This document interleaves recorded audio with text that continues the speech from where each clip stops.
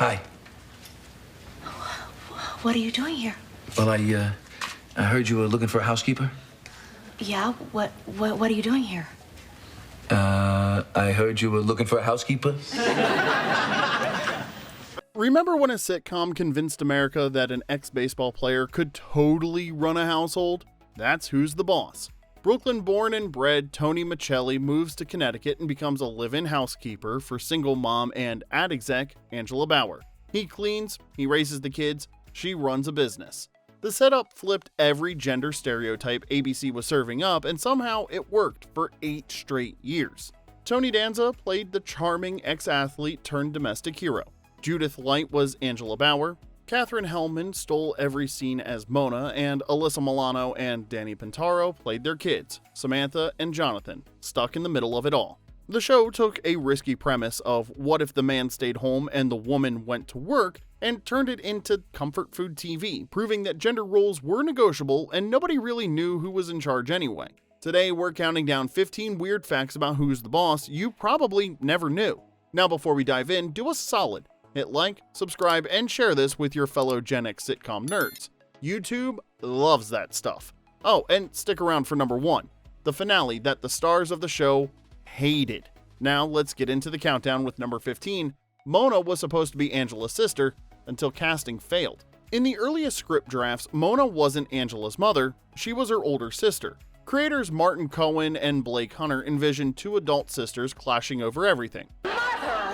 What were you thinking? How could you back your car up over those spikes? Angela, I didn't back my car up over those spikes. I backed your car up over those spikes. Lifestyle choices, romantic decisions, money management, the works. One buttoned-up advertising executive trying to maintain order, and one free-spirited bohemian who thought schedules were merely suggestions. Classic sitcom friction. It seemed foolproof.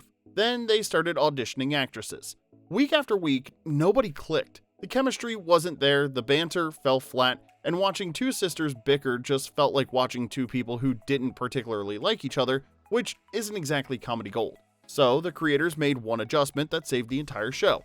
They aged Mona up a generation and made her Angela's mother instead. Mother, I'm thrilled. Angela, I'm stunned. I think it's just what you need. Everything changed. The mother-daughter tension felt real in ways the sister version never could. The generational warfare over dating, careers, and life choices gave them conflict that actually made sense. Mona could show up at the house in something sparkly and completely inappropriate. Angela could be mortified, and audiences understood exactly why both of them were completely right and completely wrong at the same time. Mother, I don't know anything about this man. Now, Angela, I checked him out thoroughly, and it's a story you won't believe. Katherine Helmond took the newly reconfigured role and turned it into a Golden Globe-winning performance with 2 Emmy nominations to match. The character, who almost didn't exist, became the show's breakout star. And what started as a casting disaster became the show's greatest asset. Number 14, Judith Light pranked Danza during a shower scene. Judith Light and Tony Danza worked together for 8 seasons, but in episode 2 of the series, Light apparently decided that they were already close enough friends for a very specific kind of workplace prank. You rang, madam? Yes, Tony. Ever since you've been here, everything is just spotless and immaculate. Dirt is my enemy. The episode was called Briefless Encounter, and it featured a shower scene between Angela and Tony. During one of the takes, Light surprised Danza by flashing him mid-scene. Holy smoke.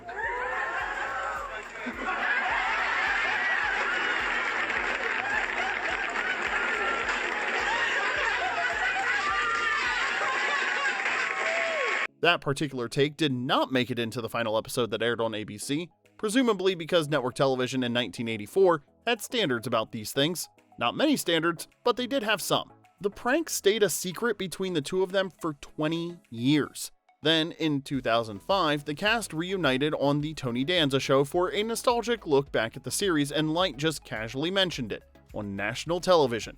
She confessed to flashing her co-star 2 decades earlier like she was sharing a recipe for banana bread. Yes, it was the bathtub scene. That is right. Oh, yeah. Yes. It was the second show, I think, of the season. I think it was. Yes, second show. God, And- I was gutsy. And I'm supposed to walk in on her in the bathtub, and she's getting out of the bathtub, and she really got out of the bathtub. The wild part was, since that was only episode 2, they still had 193 more to go. Danza showed up to set every day for the next 8 years, knowing his co-star had already made sure there was no tension left to break, and somehow it worked. That's either the foundation of incredible on-screen chemistry or the recipe for the most uncomfortable working relationship in sitcom history. It turned out to be the first one. Number 13, the revival that never happened. For about 5 minutes in 2020, it looked like Who's the Boss was actually coming back. Sony Pictures Television announced a revival with the original hook everyone wanted, Tony Danza and Alyssa Milano returning as father and daughter. Only this time, Samantha would be the single mom struggling to balance career and kids, and Tony would move back in to help. Role reversal, the sequel. Perfect setup for streaming, right? Except development moved slower than Mona deciding what to wear on a Saturday night. First, the pandemic hit and derailed everything. Then, Alyssa Milano came down with long COVID, which she publicly discussed, putting production plans on indefinite hold. By early 2022, she told fans the script was done and they were very close to getting the green light. Close apparently meant nowhere near ready because another year went by with zero movement. Amazon's Freevee picked up the project in mid-2022 according to trade reports. Hope returned. Fans were starting to get excited again. Yeah, right there. We live right over Mrs. Bonaducci. Smells from her kitchen on a Sunday morning after Mass. Oh, Madonna. Hey, then we got rich and we moved to the West Side. But then, by October of 2024, the show's listing on Freevee indicated the project was no longer in active development and no official announcements followed. 4 years of planning with multiple script drafts, casting discussions, table reads, and as of late 2024, exactly 0 episodes had made it to air. According to public updates from cast and crew, the revival appeared to stall in development, ending the same way the original series did, without resolution and with everyone wondering what could have been. Fans wanted closure after that non-wedding finale, which we'll get to later, but instead they got a second round of disappointment 30 years later. Maybe that's fitting. Who's the Boss was always a show about timing and missed opportunities, and it turns out even Tony Danza couldn't sweep this mess into something salvageable. Number 12, the premise that made executives panic. Mid-80s television played it safe. Nuclear families, predictable laugh tracks, nothing that might upset the sponsors. Then Who's the Boss walked into ABC with a pitch that probably made executives reach for the aspirin bottle. Oh, yeah, well, you're the one who told me to come on in there. I mean, you said you're the housekeeper. This is part of the house, you said. Oh, were you in the habit of cleaning in your bathrobe? A man doing housework, wearing an apron, raising kids while a woman focused on her career? For shame! ABC executives looked at this and saw career suicide. The whole thing violated every sitcom rule they'd been following since Leave It to Beaver. The network kept asking, what if Middle America rejected it? What if sponsors pulled out? What if they just greenlit the show that killed the family sitcom? Martin Cohan and Blake Hunter, the creators, held firm.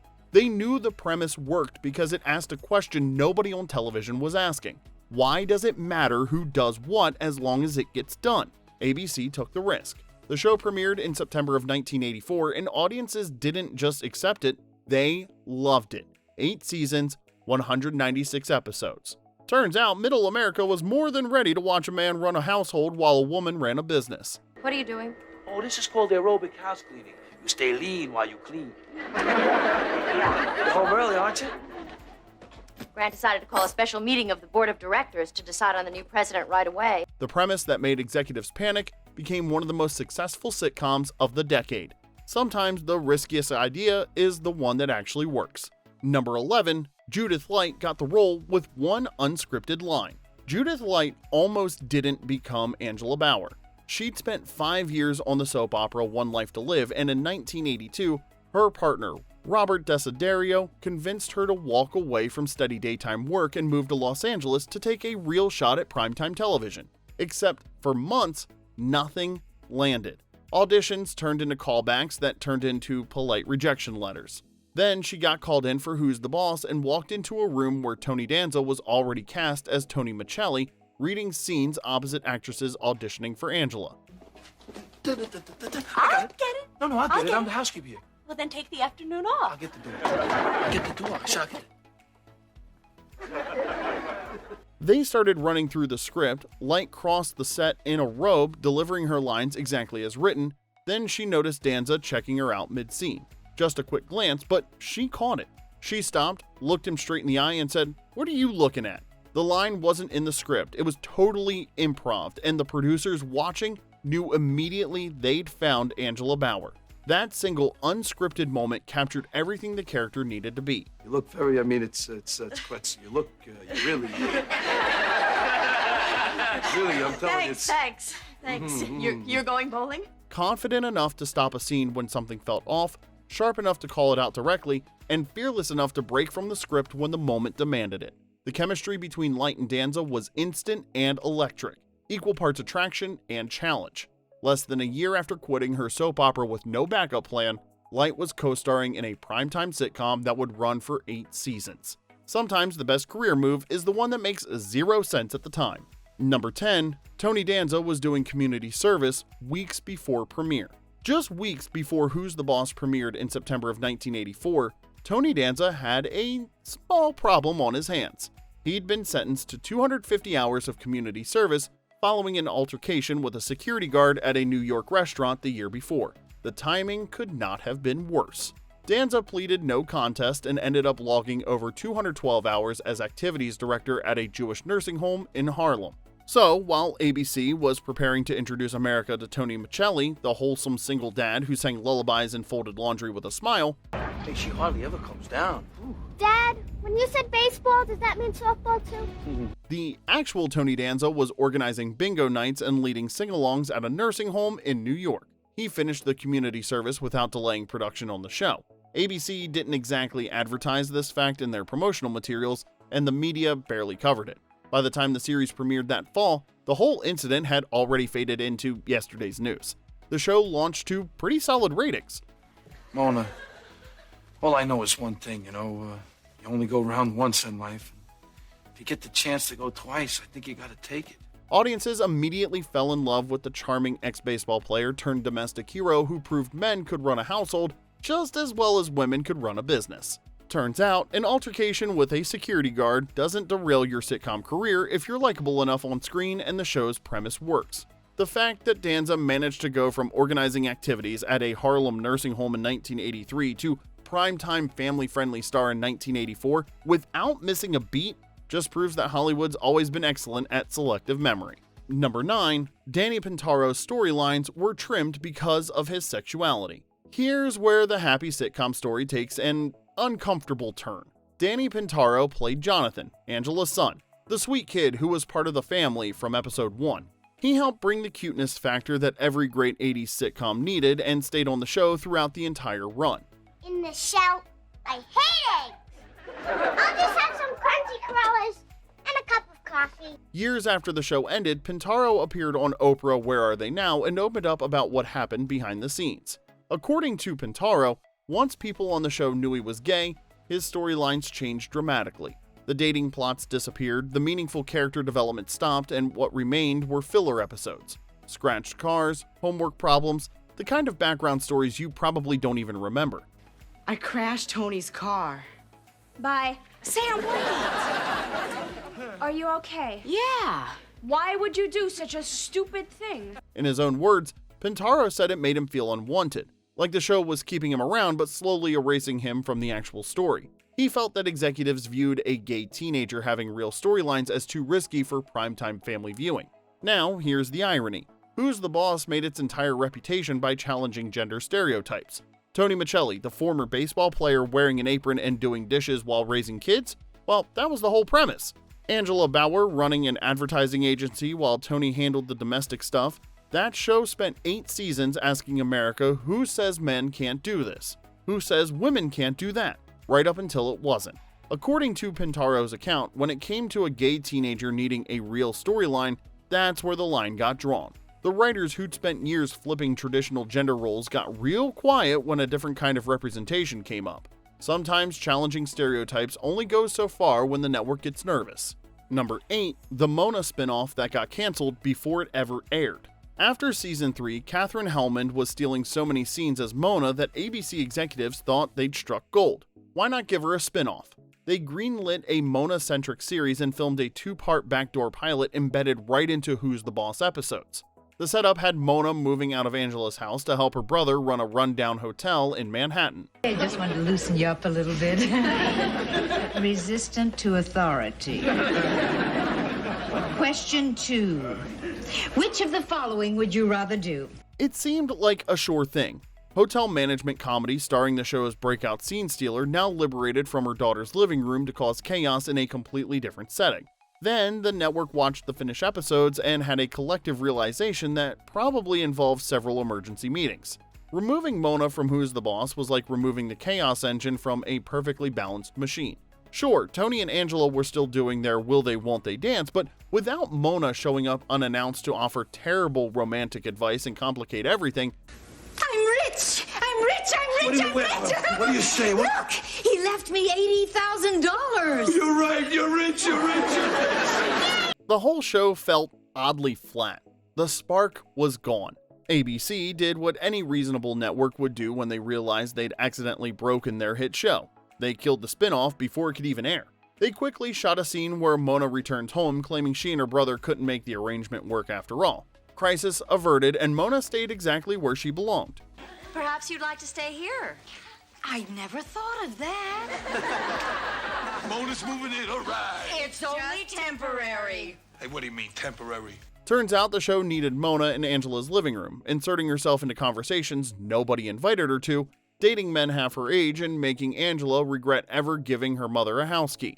Sometimes the best spin-off is no spin-off at all. Alright, now let's take a quick pause, because if these behind-the-scenes stories are bringing back memories of your 80s living room, do us a solid. Like, subscribe, and share this with your fellow Gen Xers.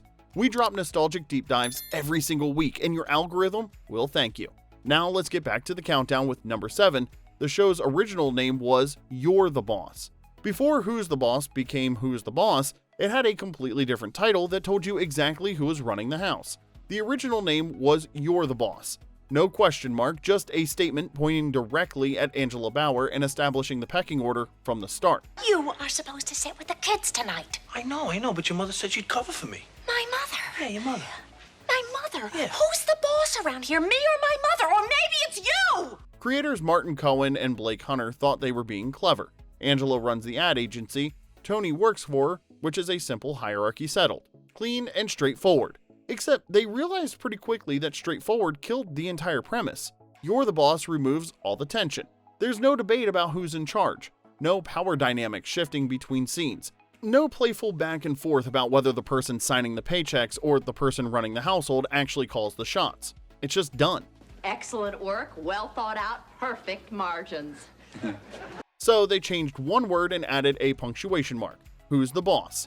Suddenly, the whole show opened up. Was it Angela making executive decisions while Tony did the dishes? Tony managing the household while Angela focused on her career? Mona doing whatever she pleased? The kids quietly running circles around everyone? The show spent 8 seasons refusing to answer its own title, and that was exactly the point. I'm going to do this. I want to contact someone good. Somebody I've always admired. What about Gandhi? What about Elvis? How about Uncle Vinny? Some episodes, Angela was in charge. Others, Tony ran things. Most of the time, nobody had a clue. One word and one punctuation mark turned a statement into an 8-year debate. Number 6, the opening theme lyrics changed after season 2. If you grew up watching Who's the Boss, you can probably sing Brand New Life in your sleep. It's one of those perfect 80s theme songs that gets stuck in your head for days after hearing it once.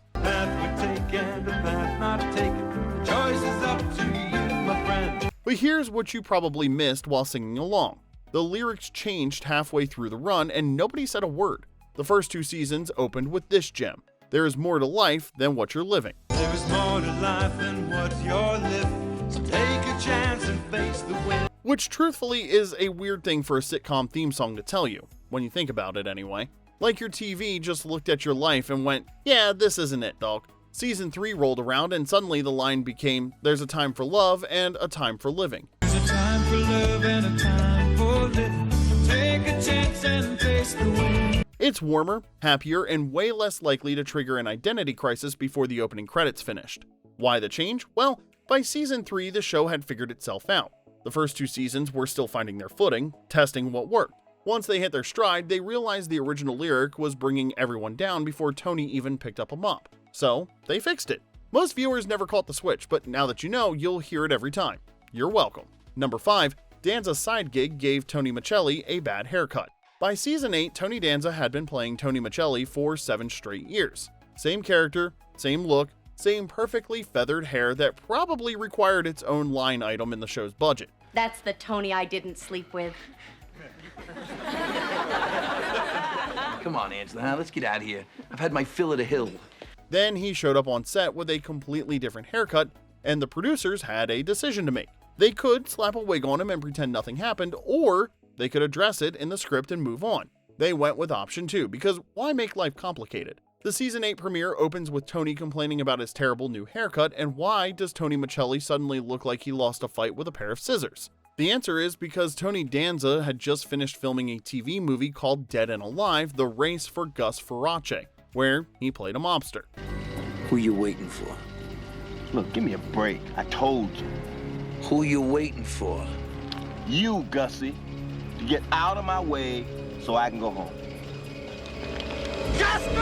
That role required a tougher look. Shorter hair, grittier vibe, nothing remotely close to the wholesome housekeeper America had been watching for 7 years. So instead of hiding it under layers of Hollywood magic, the writers just wrote it into the show. Tony got a bad haircut. That's the explanation. Simple, honest, and probably the most low-effort continuity fix in sitcom history. Sometimes the easiest solution is just telling the truth. Number 4, Alyssa Milano was done after 7 years. 7 years playing the same character is a long time when you're a kid. It's even longer when that character grows up with you on camera while millions of people watch. Alyssa Milano started Who's the Boss at 11 years old, and by the end of season 7, she was 18, had spent her entire adolescence playing Samantha Micelli, and was completely ready to walk away from the show that made her famous. In 1991, she told the Los Angeles Times she wanted out. Maybe go to college, maybe do some film work, maybe just something that wasn't the same sitcom set she'd been reporting to since 6th grade. After 7 consecutive years of being Samantha, she'd earned the right to try literally anything else. The producers had other plans. Ratings were sliding. ABC wanted one more season to squeeze out whatever they could, so they made Milano an offer. Stick around for season 8, we'll give Samantha a proper ending, and here's a paycheck that makes it worth your time. She took the deal, finished the season, and immediately pivoted to more mature roles. Wait a minute. That is the answer. What is? Wipe him out. Films, TV movies, even a brief pop music career in Japan that probably sounded way more exciting than season 9 of Who's the Boss. Milano got what she wanted in the end. Her freedom and a fat season 8 paycheck. Not a bad exit strategy for someone who'd been reporting to the same set since middle school. Number 3, the British remake got Katherine Helmond, just not as Mona. Who's the Boss got a British remake, because of course it did. The show was called The Upper Hand and it ran on ITV from 1990 to 1996 with basically the same premise. Former athlete becomes a housekeeper for a single mother running a business. Emotionally, I don't think I can handle it. Well, not if the cockroaches start to cry again. I still say we are making a big mistake, Charlie. It won't be easy for you to leave London. Yeah, you're right. Tower Bridge is up. The traffic will be murder. Only this time, swap the Brooklyn baseball player for a British footballer and trade Connecticut for wherever British people live when they're not in London. The casting was wild. They got Honor Blackman, Pussy Galore from Goldfinger, to play the sassy older woman role. A James Bond icon spending her post-007 years in a sitcom about a housekeeper. Career trajectories are funny that way. The storylines were nearly identical to the American version. Culture clash, will they won't they tension, household chaos, just replace baseball talk with football and add significantly more tea. And when we're talking about a British footballer, we're talking about a soccer player, not American football. But here's where it gets genuinely weird. Katherine Helmond showed up for a guest spot, not as Mona Robinson, but as a completely different character that nobody remembers. So the original American Mona walked onto the British set, playing someone else entirely while a different actress played the role she'd made famous. Which, that's either brilliant meta commentary or just deeply confusing depending on how you look at it. The Upper Hand ended up running 6 seasons. Not as long as the American original's 8 seasons, but still a solid run for a British remake. Not every transatlantic adaptation crashes and burns. Number 2, ABC lost an entire episode for a decade. Somewhere in the ABC vaults during the early 90s, an entire episode of Who's the Boss was just sitting there collecting dust. Not because it was controversial, not because it was terrible even, but because the network got cold feet about a spinoff and forgot they had an episode specifically designed to sell it. Episode number 115, Living Dolls. It was supposed to launch a spinoff starring Leah Remini as Samantha's Brooklyn friend Charlie. Listen, I gotta go. Keep in touch, Charlie. I will. And Charlie, give me back my watch. They filmed it, edited it, then somebody at the network watched it and thought, maybe this spin-off idea is kinda terrible, so they recast the whole thing. New actors, new tone, different vibe, and since Who's the Boss episode was now selling a show that doesn't exist anymore, ABC yanked it from the schedule. But they still needed a backdoor pilot, so they filmed a second one, Life's a Ditch, and aired that when Living Dolls premiered in 1989. Well, how'd the spinoff do? 12 episodes. That's it. Canceled faster than you could say maybe the first pilot was fine. Oh, and Halle Berry was in it. It was her first credited TV role. She survived the show's failure just fine. Meanwhile, the original episode sat in a vault somewhere collecting dust. Then, years later, it just showed up in syndication. No announcement, no explanation, just suddenly there, like ABC hoped nobody would notice they'd lost an entire episode for a decade. Smooth, baby. Number 1, Danza refused to let ABC give the show a wedding finale. By season 7, Who's the Boss was losing viewers fast.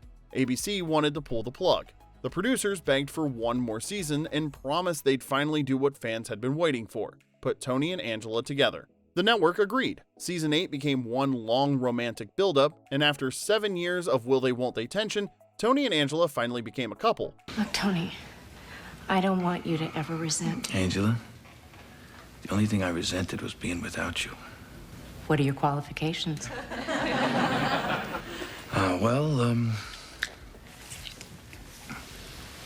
Problem solved, right? Well, the ratings stayed terrible because turns out audiences didn't need the relationship resolved, they needed better storylines. Season 8 limped to the finish line and ABC started planning the big finale event, a wedding. Tony Danza looked at the script and told them absolutely not. His reasoning made perfect sense. The show was called Who's the Boss, not They Got Married and Now We Know. The entire premise was built on the question, the tension, the ambiguity. Marrying them off would destroy what made the show work in the first place. ABC really wanted that wedding though. Think of the ratings spike. Think of the promotional possibilities. Danza held firm though. The finale aired with Tony standing on Angela's doorstep, exactly where he'd been in the pilot 8 years earlier. No wedding, no resolution, just Tony and Angela staring at each other while half of America yelled at their TVs. Would a wedding have saved the ratings? Probably not. The show had run its course, but Danza made sure it ended as a question, not an answer. Exactly the way it started. You got the job.